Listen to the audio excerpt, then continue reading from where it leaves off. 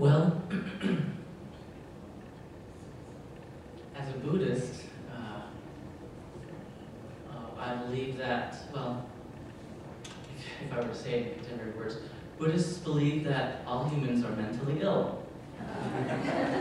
Just to put it point blank. But most of us are at a level of mental illness that is socially acceptable. However, there's a minority who are very, very mentally ill, and they're the ones that do not know how to handle their anger, and they express it in violence. And so, but we need to treat everyone as our fellow mentally ill brothers and sisters. Which means that instead of responding back in this feeling of wanting to take revenge and to kill and to punish, it really a more enlightened approach. And in my opinion, enlightenment is then the opposite of mental illness. And a more enlightened approach is to see them as someone who needs help, who needs care, who needs rehabilitation, whether individuals or nations.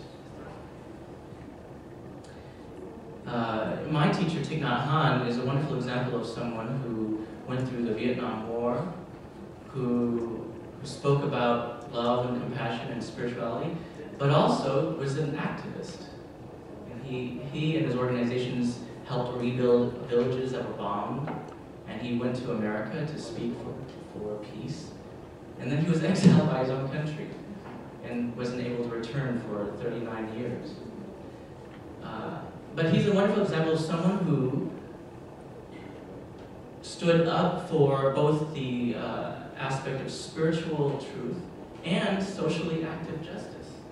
I think both are very important because there's a tendency, I believe, for some people to only just speak of spirituality and love, which is wonderful, but it's not always practical, right? And then there's the other extreme, especially, in American forums, we hear about all these strategies for peace and we must do this, do that, but there's no sense of spiritual power there.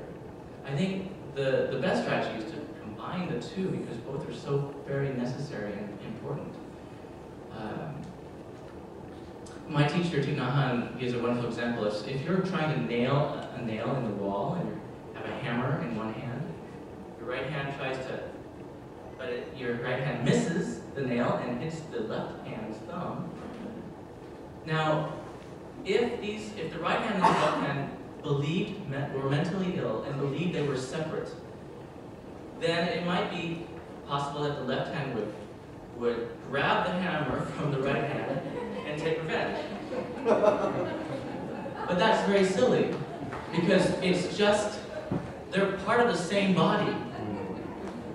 So really, all of us are part of the same body of humanity, one Earth.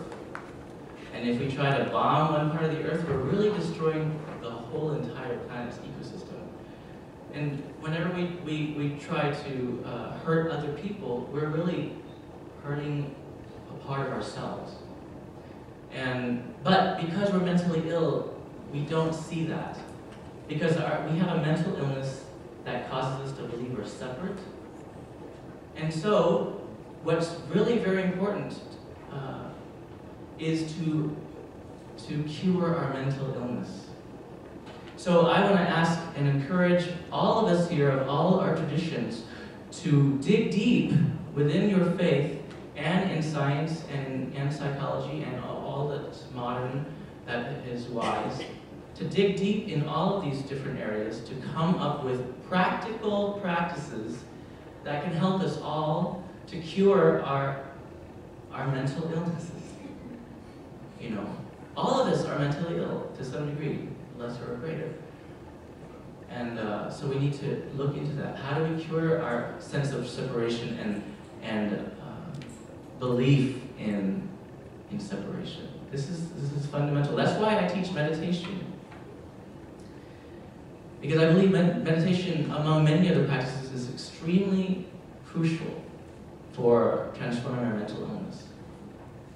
Because if we can't be mindful of our own thinking, guess what happens? We're not very mindful of our actions.